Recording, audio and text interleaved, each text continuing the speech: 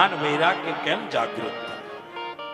ત્યારે નારદજીએ કહ્યું, હે ભક્તિ દેવી, જ્ઞાન અને વૈરાગ્યને જાગૃત કરવા માટે એક જ સાધન છે.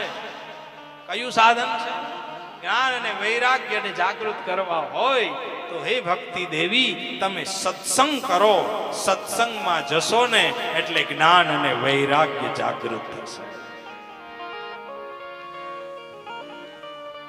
સત્સંગમાં જ્ઞાન વૈરાગ્ય જાગૃત. અહીંયા આવો એટલે આપણને અંદરથી બધું સ્ટ્રાઇક થવા માંડે, અંદરથી એટલે જાગૃત થાય, સ્ટ્રાઇક થાય હો અંદરથી.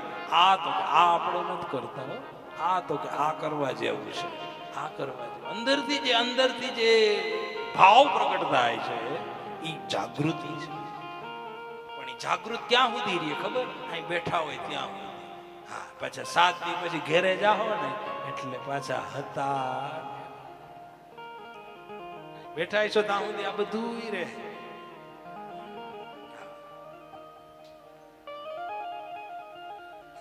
સત્સંગમાં, સ્મશાનમાં બસ આ જ હોય.